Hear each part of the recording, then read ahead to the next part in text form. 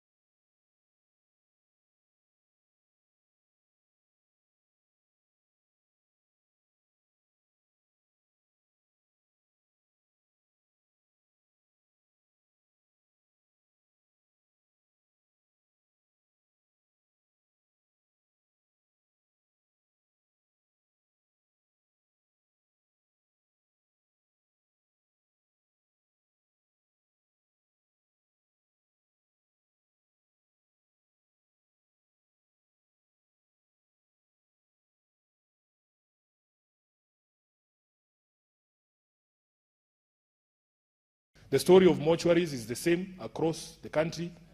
When we were in Busia, same problem. The same mortuary that Busia has had since independence, Honorable Speaker, up to today, and is in a bad state. Dilapidated mortuaries is a theme across the report, and Honorable Speaker, we continue to reiterate that something has to be done. And when you look at the totality of all of this, Speaker, and then you ask ourselves, is it really true, Honorable Speaker, that our state of healthcare is such that we could be able to deal with any medical emergency in this country? The report paints a different picture. And this is why when Senator for Kitui Wambua was submitting, he said that the concerns that Kenyans are raising about this Ebola facility in Nanyuki is actually a valid concern.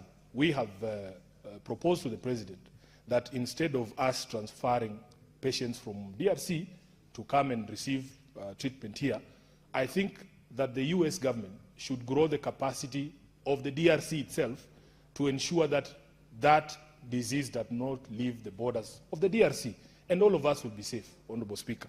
If the money that has been pledged towards this project is given to President Tshisekedi, he should be given that money for him to be able to put up those centers there and be able to contain Ebola within their borders, although now we are hearing reports of even deaths in Uganda, Honorable Speaker.